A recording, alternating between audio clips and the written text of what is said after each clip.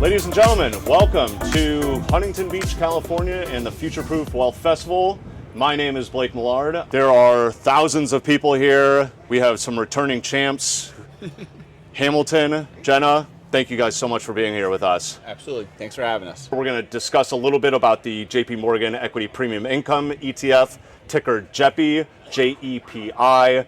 JEPI is a covered call strategy that screens for high quality stocks within the S&P 500 to construct a diversified, low volatility equity portfolio. And by selling options on top, it generates a nice, healthy monthly income stream. These two right here are responsible for the largest actively managed ETF in the universe. JEPI has $35 billion in AUM. Can you give the listeners a broad overview of the strategy, how it came to be, either from the bank's perspective or your perspective, and sort of discuss the strategy construction process itself, if you can? Sure. So thanks for having us. The first thing I would say is income is one of those things that just not go out of style. So we said, how can we find a way to take my background of investing in equities and equity options and deliver something that's evergreen, and that's income. But when we really unpack it, one of the challenges is if you just get income, it just doesn't give you enough for your client's portfolio. So it's not just about income, it's also about total return. And then when you unpack that even more, you just don't want to own the index. You want to own stocks. There's an opportunity to make some money in active, and so we actually want to have that higher quality, more defensive portfolio. And when we think about higher quality, we're looking for those stocks that have predictable earnings. We don't look for stocks with dividends, because not all stocks with dividends are attractive. They may just have a yield. So we said, let's do something that puts a couple things together that really play nicely in a client's portfolio. High quality names with predictable earnings. 7 to 9% distributable income paid out monthly. Less volatility, less beta. And when you do all of that, we tend to find a home in many clients' portfolios. Excellent.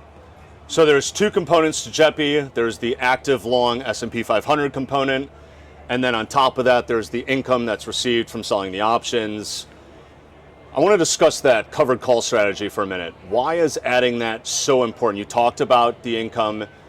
Could you also then maybe explain a little bit how you ladder those options and perhaps even delve a little bit into how volatility sort of plays a role in all of that? Sure. So the first thing that's really important to discuss is most people, when they do call overriding, they go out and find their favorite 10 or 20 names, and then they sell options on those 10 or 20 names, and then they begin to root that they don't want those names to go up too much because they don't want those stocks taken away from them, which is crazy. And so when we think about what we do, we sell options at the index level. And by doing options at the index level, we get income, we reduce beta, but we'll never ever have our stocks taken away from us. So you don't have that individual stock negative rooting interest. That's the first thing. The second thing is, so those options obviously will give you some income, but there's no free lunch. We may forego some of the upside of the market in return for that bird in the hand of income. But on top of that, when you sell an option and it reduces beta, you end up having less vol and less beta in your portfolio, which is always a good thing as well. Adding a strategy that's going to have less volatility and less beta is incredibly valuable in that portfolio construction that you and the team constantly are doing. And then lastly, volatility. There's a couple things there to unpack. The first thing is higher volatility means options get more expensive. That's a really good thing for our investors. But we also sell options that are always out of the money. And when volatility goes up, we're going to sell an option that's farther out of the money and give you more income, kind of having your cake and eat it too. Sure. And then the other thing that we designed, because everything that we do, I'm lucky enough to be not just the PM, but the architect and designer, is you sell an option, let's say a month in duration, and a week later the market's up a lot. Now what do? Do you go out and buy it back? That never ends up well. Do you tell your investors there's no more upside for the next 3 weeks? That also never works out well. So every week we ladder and stagger our options, doing about 20% every week. It is a lot more work, but totally worth it from a client experience. Jenna, can you describe for a minute who JEPI is designed for? Is this for investors in retirement, meaning it's for more investors focused on dividends and income? Or could this also be maybe a core holding for long-term investors as well? I'll answer it first. It's for everyone. Hamilton says it's for everyone. I would agree with that. I would actually say that JEPI falls into kind of three different categories of use cases. I would say the first is very obvious, income. Income is the outcome of this strategy. We expect about 7 to 9% average income delivered monthly, regardless of the interest rate environment. So a great income tenant for an income model. I'd say the second thing is a lot of people will use JEPI to complement or replace extended credit or other fixed income securities that may take more risk, because you can get that high level of income with high quality names you actually want to own without credit or duration risk. You don't have to make a call on duration. And then I would say the third thing is really just some people don't even own this for income at all. It's a total return strategy. Like Hamilton said, we're balancing income and total return.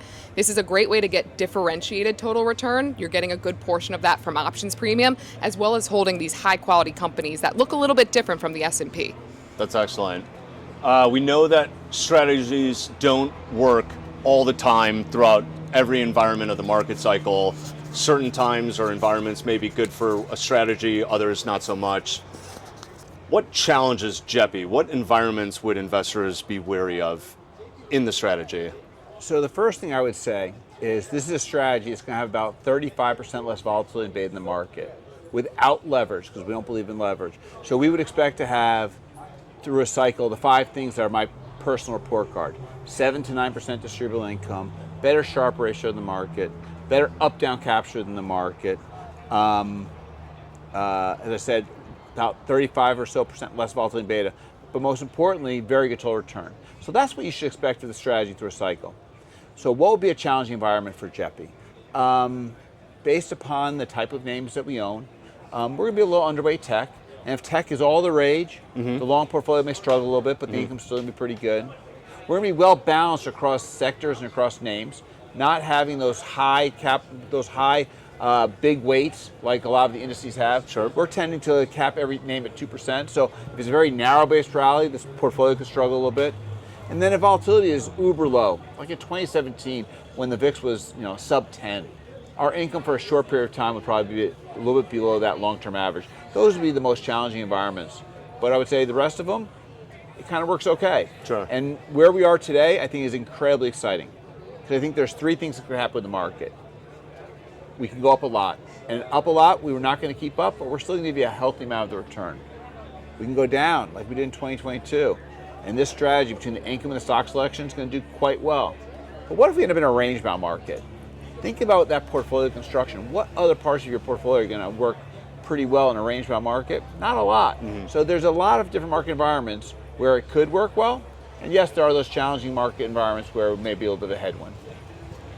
That's great. I want to move quickly away from the asset manager side in which you two sit. I want to sit more on our side, which is the client side. We know that markets are full of uncertainty, boom and bust. Certain times you get, well, the getting's good, and other times not so much. And behavioral finance, we know, is so important to investors. Things like greed and fear prey on the worst versions of ourselves. What advice would you have to the typical average investor who falls victim to these psychological traps? How can JEPI help them through that? Sure. So in what you and the team do, I think there's a lot of important things that you do. Asset allocation, stock selection, strategy selection, all of those things are incredibly important and valuable. The most important thing that you do is tell people no when they call you up on August 5th and say, get me out, sell. The most important part from an investing perspective is actually staying the path, staying invested. So the behavioral component is, yes, it may feel like things are challenging, but they're going to get better, and they always do. The stock market's never had a down 10-year rolling average.